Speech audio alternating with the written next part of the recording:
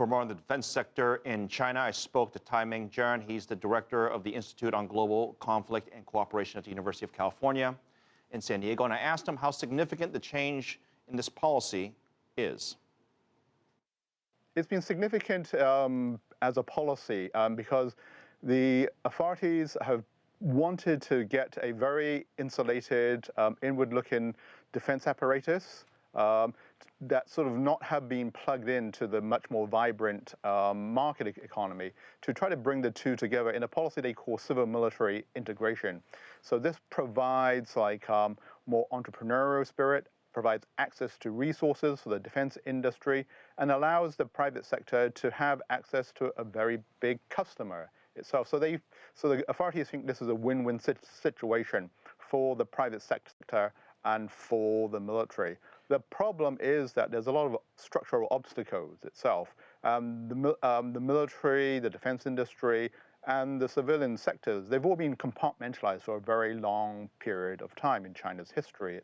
Here in the U.S. and in Europe as well, when we think of private capital, we often think of venture capital, then we think of private equity, then we think of the very, very big private equity companies that do invest in a lot of companies that ultimately sell to the military or the government to deal with military issues. In China, they don't have a sort of mature private equity type of space. Might that be an opportunity for some, at least within China, to build that space up so that they could invest in various forms of aspects of the military?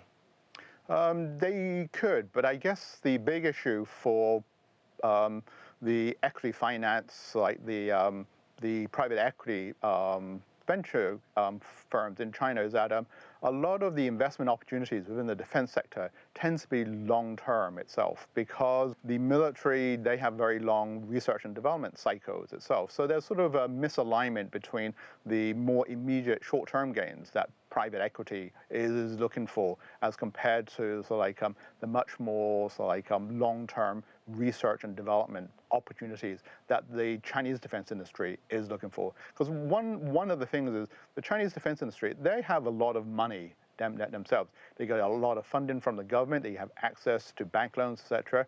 So they're not looking for the quick the quick investment to come in and go back out. They're looking for investors who want to be there for the long term. If it's not the money, I imagine that technology is a huge part of it. Also intellectual property, right, in terms of people's minds and having them think outside the box. I imagine that's a big part of it. When you talk about assets and capital, is that part of that?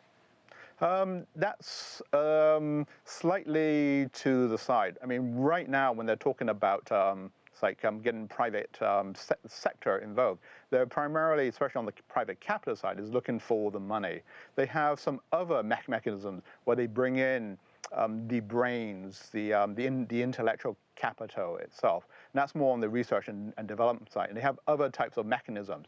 They have very good access to universities. They have very good technology transfers from abroad.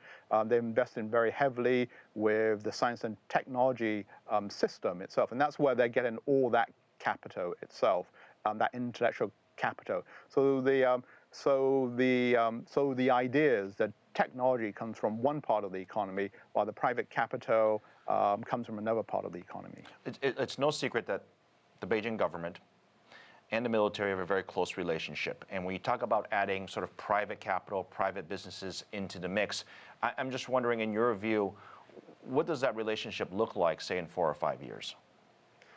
Well, it's the defense industry and the government is primarily right now, it's sort of overwhelmingly state-dominated. The central government owns the 10 big defense corporations that dominate the defense industry. And there's this long-term plan that the authorities have that they want to have more of a market role.